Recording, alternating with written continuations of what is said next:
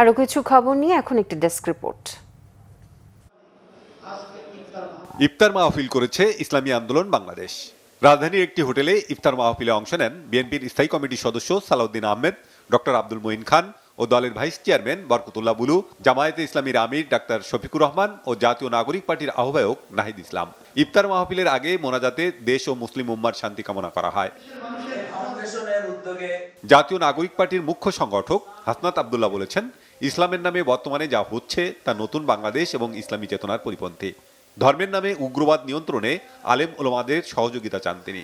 রাজধানীর ধানমন্ডিতে আল্লামা সাইদি ফাউন্ডেশনের আলোচনা সভা ও ইফতার মাহফিলে তিনি একথা বলেন। জাতীয় ঐক্যে আলেমদের ভূমিকা শীর্ষক এই আলোচনা সভায় দেশের খ্যাতনামা আলেম ও ধর্মীয় আলোচকরা অংশ নেন। মহান স্বাধীনতা দিবস উপলক্ষে আলোচনা সভা ও ইফতার মাহফিল করেছে শহীদ জিয়ার ১৯ দফা বাস্তবায়ন পরিষদ। এতে প্রধান অতিথি ছিলেন বিএনপি চেয়ারপারসনের উপদেষ্টা জয়নুল আবদিন ফারুক। প্রধান আলোচক ছিলেন বিএনপি চেয়ারপারসনের উপদেষ্টা সৈয়দ আলমগীর হোসেন। সভাপতিত্ব করেন প্রফেসর ডক্টর মোহাম্মদ খলিলুর রহমান। বিএনপির ৩১ দফা গণমাধ্যম কর্মীদের লিখনির মাধ্যমে প্রচার করার আহ্বান জানিয়েছেন দলের জাতীয় নির্বাহী কমিটির সদস্য ও সাবেক সংসদ সদস্য বিলকিস ইসলাম।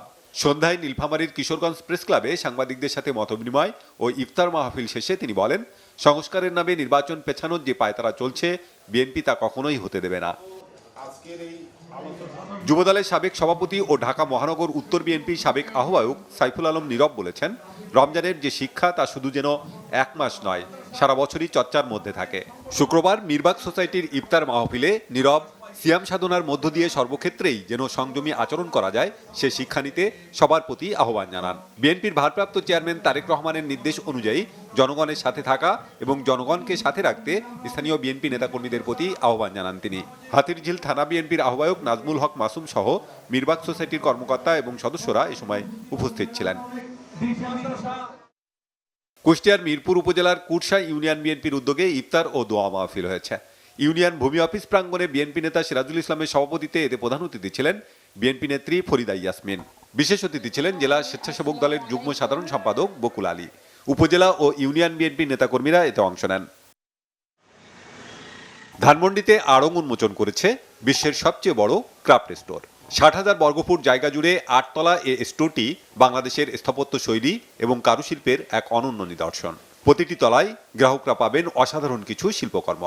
নতুন এই ফ্ল্যাগশিপ স্টোরটি বাংলাদেশের কারুশিল্প ও ঐতিহ্যকে বিশ্ব দরবারে তুলে ধরার এক গুরুত্বপূর্ণ পদক্ষেপ বলে জানিয়েছেন ব্রাক এন্টারপ্রাইজের ম্যানেজিং ডিরেক্টর তামারা আবেদ। তিনি বলেন, আড়ংয়ের প্রতিটি পণ্য এক একটি গল্প বলে, যা গ্রাহক ও কারুশিল্পীদের মাঝে মেলবন্ধন স্বরূপ। রাঙ্গামাটির কাউখালীতে ইউপিডিএফ এর গোপন আস্তানা থেকে গোলাবারুদ সহ বিপুল পরিমাণ সরঞ্জাম উদ্ধার করেছে সেনাবাহিনী। তবে অভিযানে কাউকে আটক করতে পারেনি তারা। বিকালে সেনাবাহিনীর রাঙ্গামাটি সদর জোন দপ্তরে সংবাদ সম্মেলনে এ তথ্য জানান zone commander lieutenant colonel Mohammad Junaid Uddin Shah Chowdhury. পাহাড়ে শান্তি বিনষ্টকারী সশস্ত্র সন্ত্রাসীদের বিরুদ্ধে সেনা অভিযান চলমান থাকবে বলেও জানান তিনি। Bangla vision news desk.